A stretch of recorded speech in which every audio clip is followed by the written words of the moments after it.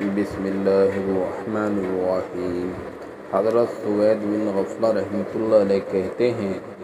میں کچھ لوگوں کے پاس سے گزرا جو حضرت ابوبکر رضی اللہ تعالی عنہ اور حضرت عمر رضی اللہ تعالی عنہ کا تذکرہ کر رہے تھے اور ان دونوں کے درجے کو گھٹا رہے تھے۔ میں نے حضرت علی رضی اللہ تعالی عنہ کی خدمت میں حاضر ہو کر یہ ساری بات سنائی۔ انہوں نے فرمایا، اللہ اس پر لعنت کرے جو اپنے دل میں ان دونوں حضرات کے بارے میں اچھے اور نیک جذبات کے علاوہ کچھ اور رکھے۔ یہ دونوں حضور صلی اللہ علیہ وسلم کے بھائی اور ان کے وزیر تھے۔ اور پھر منبر پر تشریف لے جا کر زبردست بیان فرمایا اور اس میں یہ فرمایا، لوگوں کو کیا ہو گیا ہے کہ وہ قریش کے دو سرداروں اور مسلمانوں کے دو معزز محترم باپوں کے بارے میں ایسی باتیں کرتے ہیں جن سے میں بیزار ہوں، بری ہوں، اور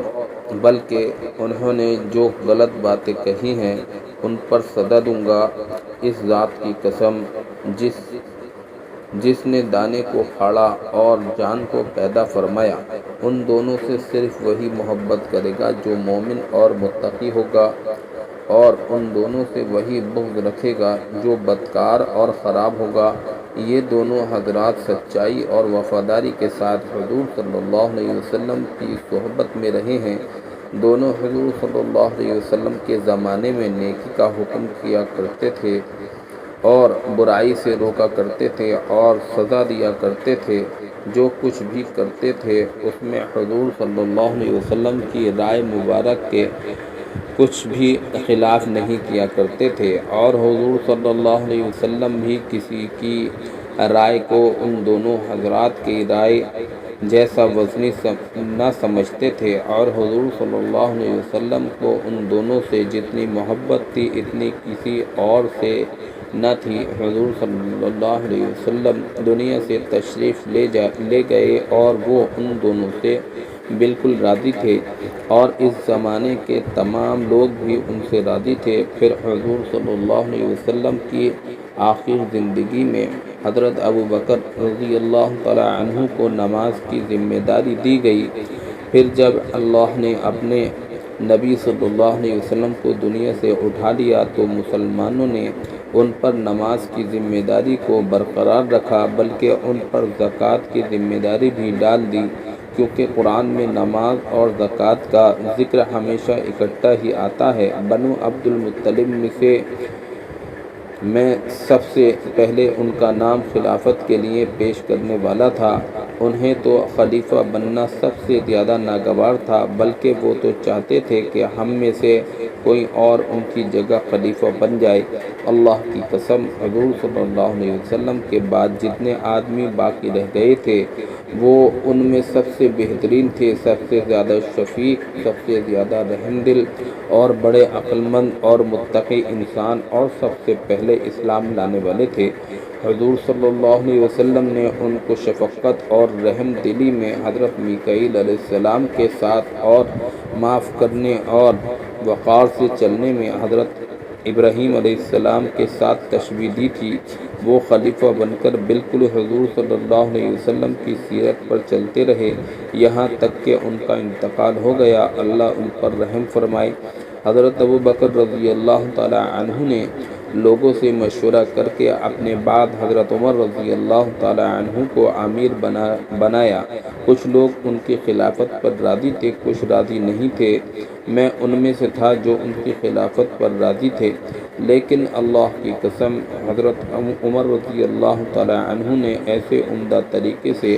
خلافت کا کام سنبھالا کہ ان کے دنیا سے جانے سے پہلے وہ سب لوگ بھی ان کی خلافت پر راضی ہو چکے تھے جو شروع میں راضی نہیں تھے، اور وہ امر خلافت کو بالکل حضور صلی اللہ علیہ وسلم کے اور حضور صلی اللہ علیہ وسلم کے ساتھی یعنی حضرت ابوبکر رضی اللہ تعالی عنہ کے نہج پر لے کر چلے، اور وہ ان دونوں حضرات کے نشان قدم پر اس طرح